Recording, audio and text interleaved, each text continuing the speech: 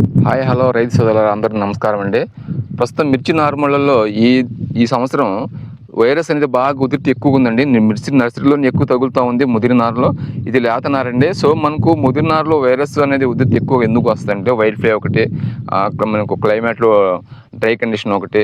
So ఇవన్నీ ఏర్పడినప్పుడు ఏమవుతుందంటే రూట్ వేరు వ్యవస్థ అనేది పెరగదండి. దానివల్ల ఏంటంటే వైరస్ అనేది ఎక్కువ వచ్చే అవకాశాలు ఉన్నాయి. సో అట్లా రాకుండా ఉండాలంటే మనం ముందస్తుగా ఏం చేయాలంటే మనం రోజు స్ప్రే అయితే చేయలేము కదండి. ఒక రోజు చేస్తాము, ఒకసారి మళ్ళీ 4 రోజులు చేస్తాం. సో మనకి ఈ మధ్య గ్యాప్లో ఏమవుతుందంటే దోమ అనేది బయట నుంచి వస్తూ ఉంటుంది, మళ్ళీ దోమ అనేది అటాక్ అవుతుంది. దోమ ఉధృతి ఎక్కువగా ఉన్నప్పుడు మనం కంట్రోల్ చేయడం చాలా కష్టం అండి. సో మనం మందులతో దాన్ని నివారించలేము.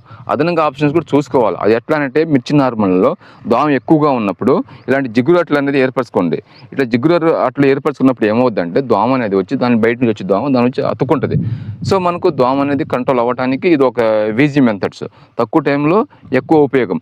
సో మనకు ఈ జిగురొట్టు వల్ల ఏమవుతుందంటే ఇది ఎల్లో షీట్ అండి. ఎల్లో షీట్ పెట్టుకోవడం వల్ల ఏమవుతుందంటే వైట్ ఫ్లై కానీ పచ్చదోమ కానీ ఇలాంటి అంటే పచ్చదోమ తెల్లదోమ ఎక్కువ ఒత్తుకుంటుంది. సో మనకు వేరే రకాలు కూడా జిగురొట్లు ఉంటాయి. సో ప్రస్తుతానికి దోమ ఎఫెక్ట్ ఎక్కువ ఉంది కాబట్టి మనకు ఈ ఎల్లో షీట్ అనేది సరిపోతుంది. సో ఈ ఎల్లో షీట్ని చూద్దామండి. దోమ అనేది ఉధృతి బాగా ఎక్కువగా ఉంది.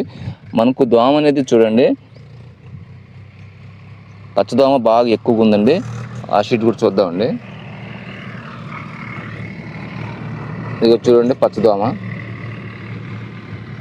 సో మనకు పచ్చదోమ ఎఫెక్టే బాగా ఎక్కువగా ఉంటుంది. మనకు ఏ దోమ ఎక్కడ ఉందని కూడా అర్థం చేసుకోవచ్చండి. ఎందుకంటే మనం స్ప్రే చేసేటప్పుడు దోమ అనేది ఏది దోమ, ఏ దోమ పచ్చదోమ తెల్లదోమనా ఏదని మనం పర్టికులర్గా చూడలేము. సో మనకు ఇది మనం జిగురొట్లు అట్లా అంటించడం వల్ల ఏమవుతుందంటే దీంట్లో ఏ దోమ ఉందనేది మనం పర్టికులర్గా చూసుకోవచ్చు. చూడండి పచ్చదోమ. సో త్రిప్స్ ఎఫెక్టివ్ పెద్దగా లేదు, కానీ పచ్చదోమ అయితే ఉంది. సో మనకు దీన్ని తిప్పుతూ చూద్దామండి. దీంట్లో కూడా అంతేనండి, పచ్చదోమే ఉంది.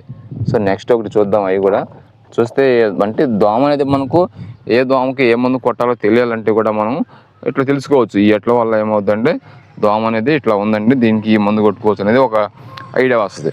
సో మనకు దీంట్లో చూడండి, ఇవ్వండి ఇవి కూడా పచ్చదోమే.